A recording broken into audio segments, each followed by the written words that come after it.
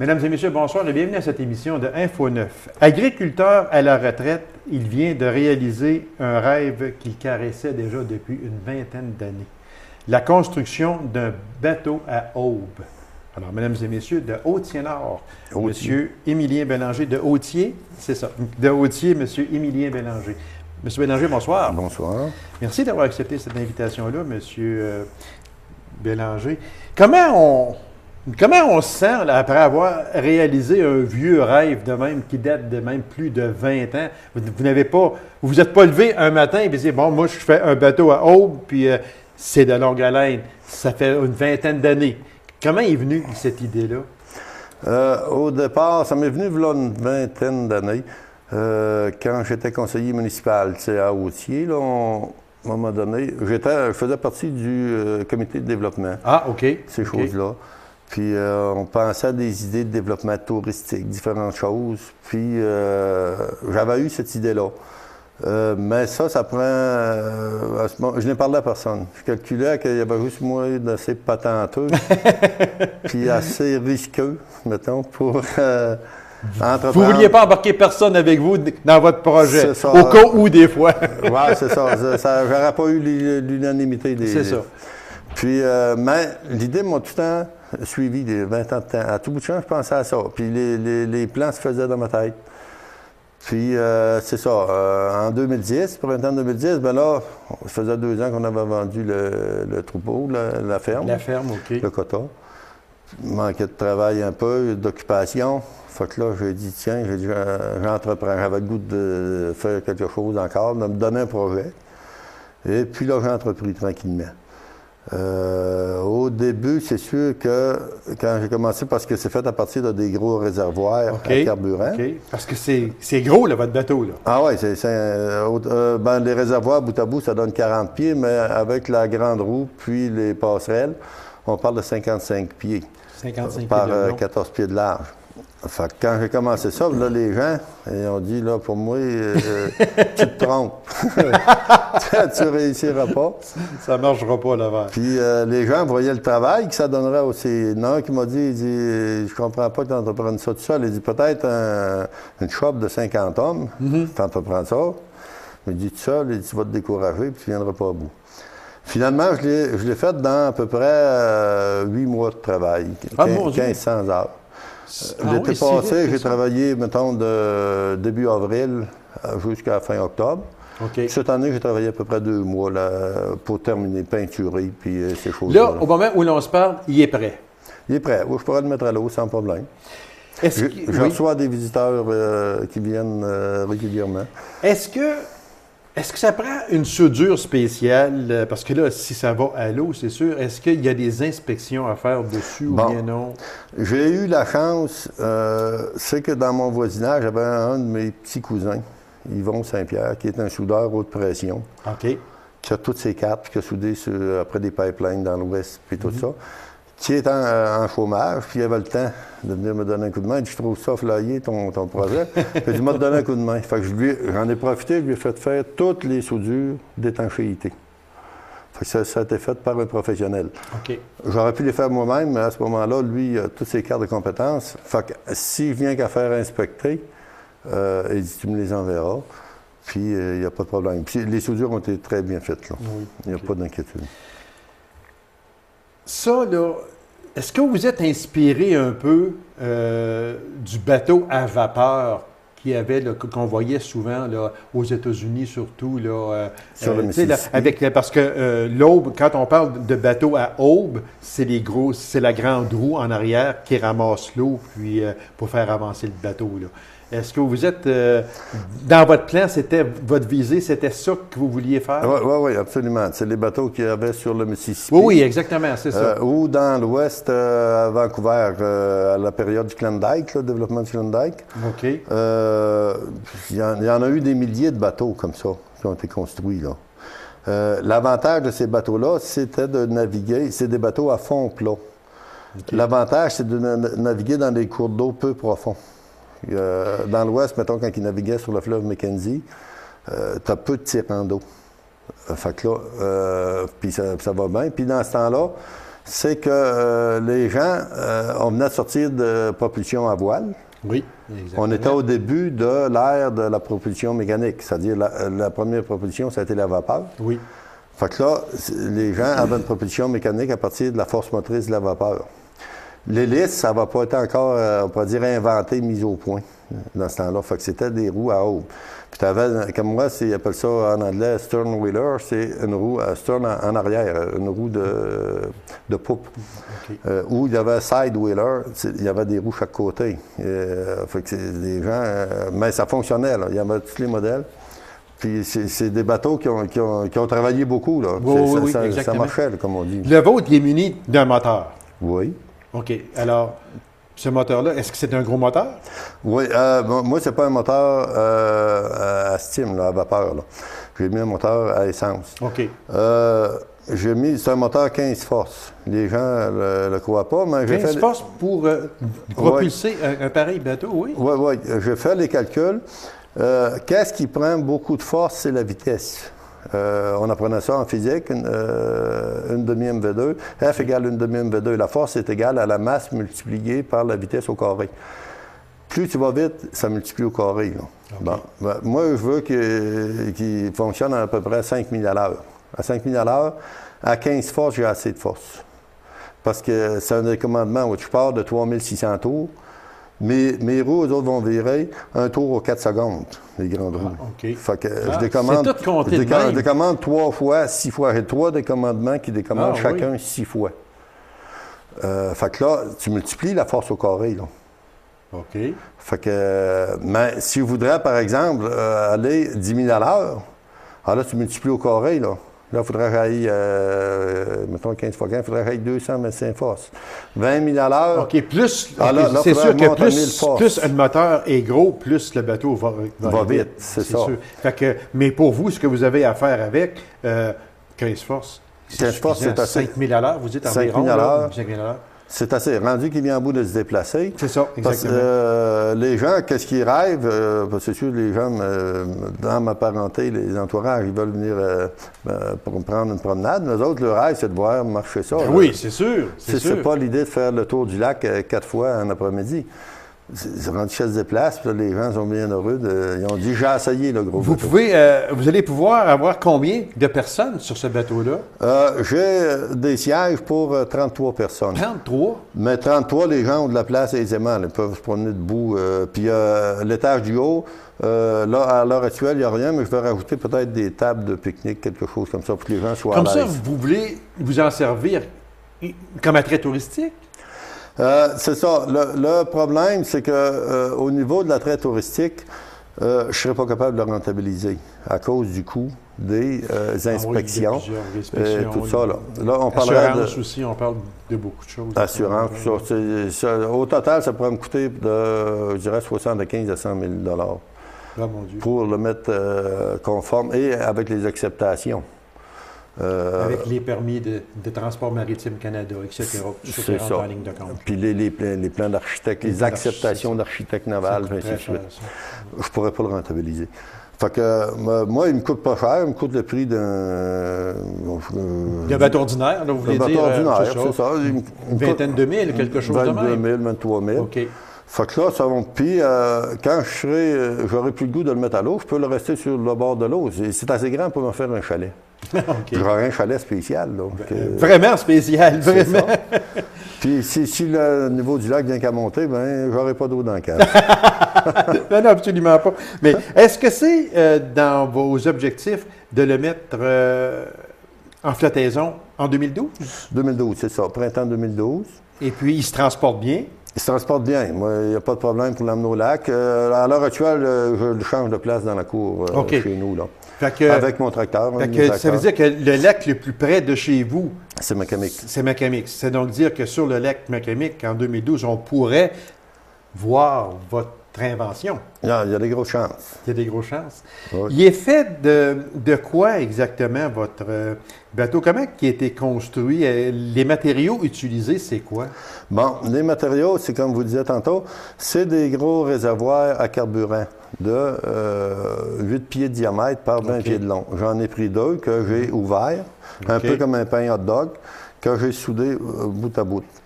Et puis, j'ai donné un plat de 8 pieds. Et puis, le haut, ben là, c'est tout de la boiserie, là. Puis l'intérieur est tout fini en boiserie, comme avec un traitement au cétol, là, une huile pour le bois. Puis ça donne vraiment un aspect vieillot du temps des années 1800. Puis c'est à visiter, parce que les gens, j'ai peut-être 150 visiteurs qui sont venus, puis les gens sont heureux. Ils ont dit, on reconnaît de quoi d'ancien. J'ai fait même des armoires en planche avec des taquets de bois, puis, tu sais, pour que ça ait de l'air... Fait que là, actuellement, il est chez vous. Il est chez nous, Est-ce qu'on peut dire où vous demeurez, que les gens peuvent aller le voir? Oui, c'est dans la ceinture... Si vous prenez c'est le rang 4 et 5 à Hautier. OK.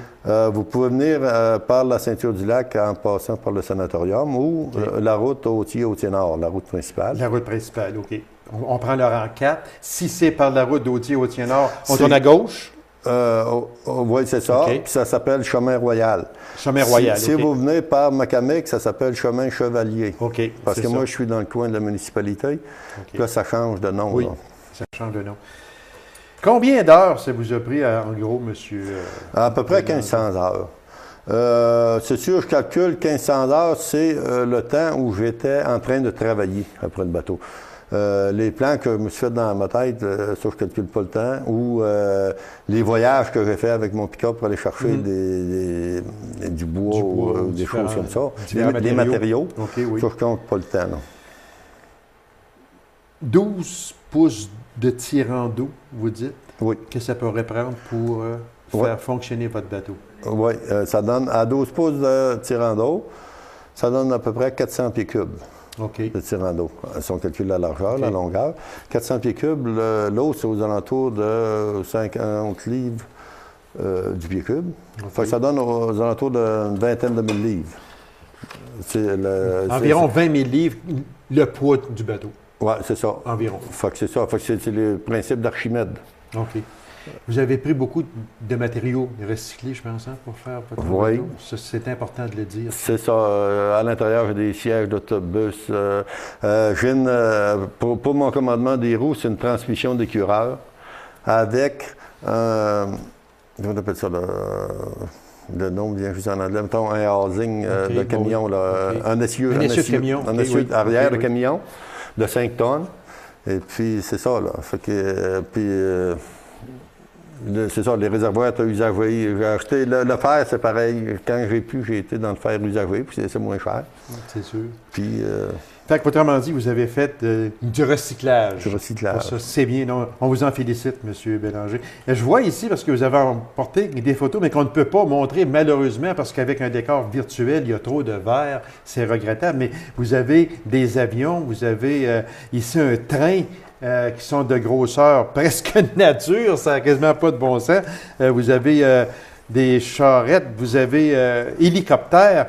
C'est votre passion, ça? Oui, bien ça, c'est vraiment fait avec du recyclage. C'est tout fait avec des vieux chauffe-eau. Cascade 40, Cascade 60, des vieilles boîtes aux lettres, tout ce que je trouve, des morceaux de four à verre. Puis là, l'idée me vient, moi, je suis comme un peu comme un enfant, là. Je le vois dans ma tête, là, ça devient comme une drogue. Il faut que je le fasse. C'est une drogue. Il faut absolument que... J'ai pensé à ça cette nuit. Je me lève, puis je tire des planques dans ma tête, puis on fonctionne. On fonctionne, c'est comme ça. Alors, on invite les gens à aller nous rendre visite, M. Bélanger. C'est dans le rang 4 et 5 de Hautier. Si c'est du côté de la ceinture du lac, c'est le chemin Chevalier. Et du côté de Hautier-Hautier-Nord, c'est le chemin... Royal. Alors, on invite les gens à aller voir ces merveilleuses attractions. C'est vraiment extraordinaire. Je vous en félicite, M. Bélanger. Puis, en 2012, sur le lac Macamic, on devrait, en principe, voir en flottaison un immense bateau que vous avez construit de vos propres mains. C'est ça. Bien, je vous remercie beaucoup, M. Merci. Bélanger, puis on invitera les gens à aller faire un tour dans ce magnifique bateau. Alors, je vous remercie beaucoup, M. Bélanger. Courte pause, mesdames et messieurs, et on vous revient immédiatement après. Restez avec nous.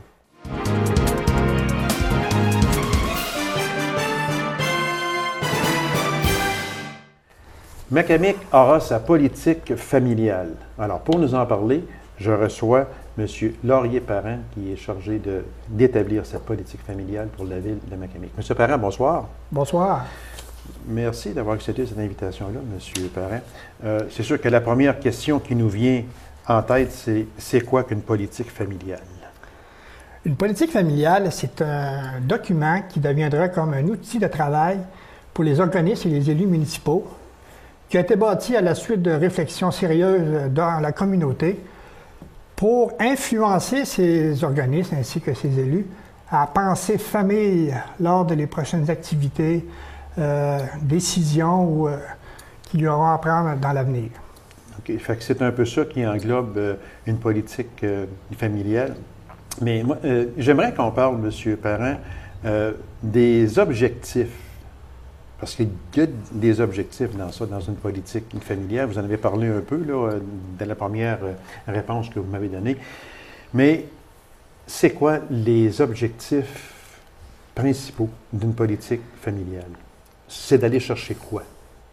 C'est d'offrir un cadre de vie de qualité pour la famille. C'est de rehausser la famille dans la communauté. C'est d'influencer les gens, c'est de les mettre dans la tête la famille en tout temps, dans toutes les décisions, dans toutes les choses qu'ils vont faire. Aussi, ça peut donner aussi une référence pour les nouveaux arrivants pour pouvoir s'installer à Macamic, vu qu'on a une politique bien établie puis qui fit. C'est sûr que quand on parle d'une politique familiale, tout de suite là, le nouvel arrivant va dire, OK, là, ils s'occupent de la famille parce qu'ils ont une politique familiale. Exact. C'est un peu ça aussi. Exact. Parce qu'une politique familiale, le mot le dit, à l'intérieur de ça, c'est la famille qui est primordiale dans toute sphère de société, dans quelques dossiers que ça peut être. C'est exactement ça. On n'en avait pas, la ville de Macamic en avait pas. Plusieurs villes et municipalités autour ont déjà établi leur politique familiale. Je pense entre autres, les Sainte-Germaine, je crois que Glassard en a une depuis quelques années passées. Moi, si je vous posais là, la question, juste à brûle pour point de même, une ville peut vivre quand même sans une politique familiale. Bien sûr, mais une ville s'améliore en bâtissant une politique familiale. OK. Donc, on peut dire que c'est dans la politique d'une ville que d'établir une politique familiale. Ce n'est pas parce qu'une municipalité en a une qu'il faut en faire une, là. Non, c'est sûr que c'est la volonté là, du conseil municipal d'établir justement, de rehausser le statut familial dans la ville de Macamic. Et pour ça, bien, on a beaucoup d'étapes à suivre pour pouvoir bâtir ce document. Au moment où l'on se parle, M. Parent, là, ce matin, on est le 13 octobre, l'émission est enregistrée, elle doit être diffusée le 3 novembre. Nous sommes le 3 novembre actuellement au moment où l'émission passe. Quelles sont les principales étapes qui ont été faites actuellement et quelles sont les étapes à venir? OK. Le processus comprend 8 étapes. Présentement, nous sommes à l'étape numéro 5. OK. Et puis, je peux te dire que c'est l'étape la plus déterminante. C'est la consultation populaire. La consultation des familles pour justement déterminer les besoins des familles. C'est là qu'il va établir une politique familiale, parce que la politique familiale, c'est selon les besoins bien établis de la famille, autrement dit. De la population. De la population. De Macamic. De Macamic, OK. Voilà. Alors, les 4 premières étapes que vous avez franchies, est-ce qu'on peut savoir un peu c'est quoi? Oui, d'accord. La première étape, c'était justement le besoin de la ville, la volonté de la ville de bâtir une politique familiale par résolution. Puis le kit, ça, c'est l'étape numéro 1. La deuxième, après que j'ai eu le mandat de bâtir cette politique-là, c'est de former un comité famille c'est ce comité famille-là qui va déterminer, qui va bâtir cette politique ainsi que le plan d'action qui va. Donc, vous n'êtes pas seul, vous travaillez avec une équipe. C'est pas moi qui bâtis la politique, c'est le comité. Selon ce que vous avez de renseignements, selon ce que les parents veulent avoir aussi. Okay. C'est ça. Puis le comité, lui, il est formé de partenaires dans plusieurs domaines d'activité de la municipalité. Je comprends les jeunes. Les jeunes, c'est important. Les parents, il y a la garderie, la santé, la commission scolaire, les organismes comme les fermières, l'âge d'or, ainsi que les loisirs. Puis sans oublier le secteur Colombo, municipal et puis campagne. Campagne, anciennement campagne, et le secteur Colombo. Donc, on est rendu à l'étape cruciale, l'étape du sondage. Ouais, mais avant, on avait l'étape numéro 3, c'était de bâtir une définition de la famille. Si on voit dans les volumes, il y a plusieurs définitions différentes de la famille, mais le comité, lui, s'est penché là-dessus et puis on a bâti une définition qui colle à la mentalité des citoyens de Macamic. Et puis on est très fiers d'ailleurs du résultat. Ensuite, on a conçu le profil et le portrait d'un Macamic, la catégorie d'âge, le sexe, et puis les naissances, et puis les familles monoparentales, et puis tout ça.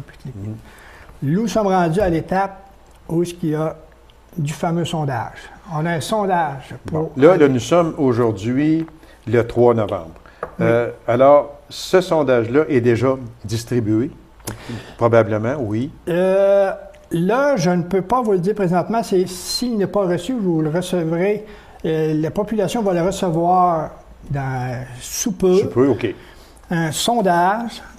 Qui demande quoi dans ce sondage-là, M. Parent? Le but de ce sondage, c'est la solution qui nous a été qu'on a choisi pour essayer de toucher tout le monde, de rentrer dans toutes les maisons. Et puis, c'est le sondage qui en est sorti. C'est des questions sur ce que le monde, la satisfaction, pour savoir la satisfaction du monde sur les services et produits offerts par la municipalité et les organismes à Macamic. S'ils ont des commentaires pour améliorer ces services, s'ils sont satisfaits ou non, puis s'ils s'en servent pour le kit.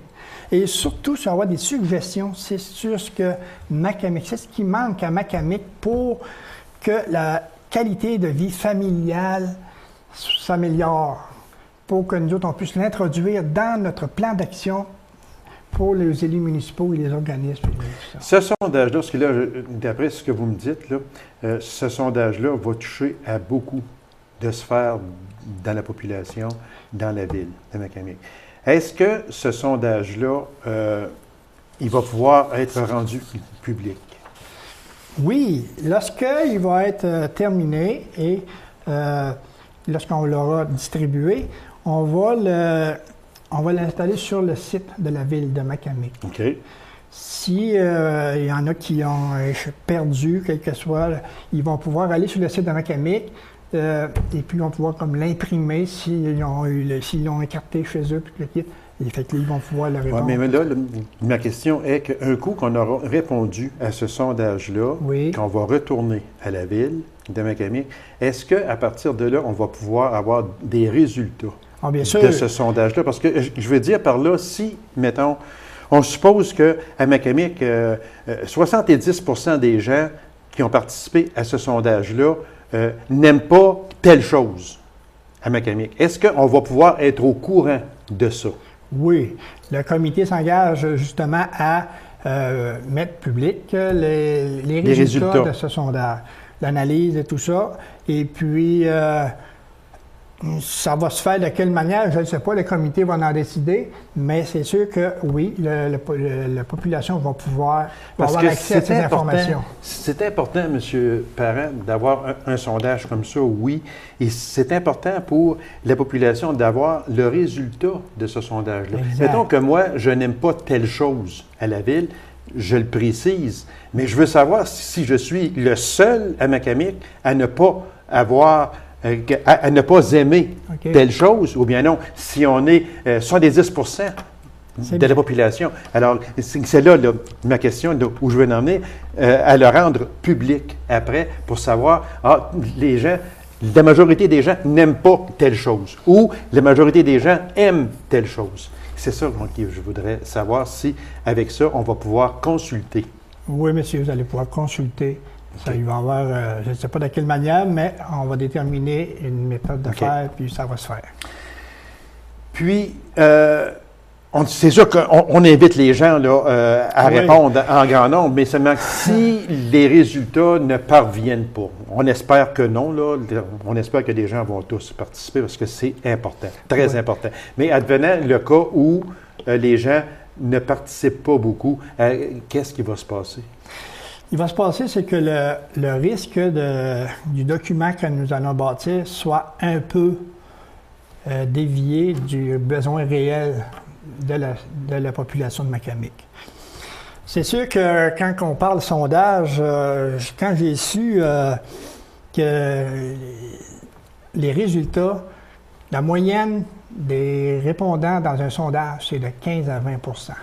Quand j'ai su ça, les bras m'ont tombé. Ah, c'est sûr. Ça, c'est certain, oui, je suis au courant. Là, je me de suis ça, dit, un sondage de cette importance-là, qui est déterminant pour une politique pour des citoyens de Macamic, c'est sûr que les citoyens de Macamic, ils vont s'organiser pour améliorer ce pourcentage-là. On a besoin, c'est déterminant pour notre politique. Oui, parce que si on veut avoir une bonne politique familiale, il faut dire ce qu'on veut avoir. C'est ça. Et c'est par le sondage qu'on va pouvoir aller chercher. Si on veut avoir un sondage, veut dire une politique qui répond aux besoins réels de exactement. Je suis des bien d'accord avec vous. Il faut que les citoyens nous disent qu'est-ce qu'ils ont besoin. S'ils ne nous le disent pas, on va falloir les deviner, quoi que ce soit, ou bien on va oublier des choses, il y a quelque chose qui va manquer. Oui. C'est l'important. Je suis bien d'accord avec vous. Le point 5, qui est le sondage, c'est le point déterminant pour le prochain plan d'action. Qui va être chargé de faire appliquer cette politique familiale-là? Ça, c'est l'étape numéro 8. Il va y avoir un comité d'évaluation qui, lui, se chargera avec des rencontres régulières de regarder si les élus municipaux, les organismes suivent les engagements de la politique qui va être débattue du plan d'action. Ça ne sera pas une personne en particulier qui va avoir à faire un suivi de cette politique familiale. C'est un comité qui va être bâti avec des OK.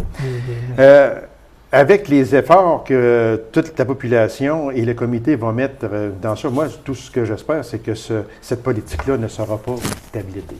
J'espère. Ça va être... c'est la volonté de la Ville. Puis lorsque la Ville acceptera le contenu, ils vont s'engager à respecter cette politique-là. Donc, c'est là que le comité de suivi ça va être son rôle de voir à ce que les élus municipaux ainsi que les organismes suivent. Et votre mandat, à vous, a commencé quand, M. Ça fait... J'ai commencé au printemps, au mois de mars, par bâtir le comité. Puis, après l'étape 8, votre mandat se termine. Ce qui voudrait dire qu'on pourra avoir cette politique familiale-là quand? On vise le mois de mai 2012. Ça veut dire que ça va vous prendre autour de 14 à 15 mois à établir cette politique-là. Okay. Dans plusieurs municipalités, ça les a pris jusqu'à 24 à 30 mois. Okay. Nous, on essaie de le faire dans le plus court temps possible, mais on veut avoir un produit de qualité quand même.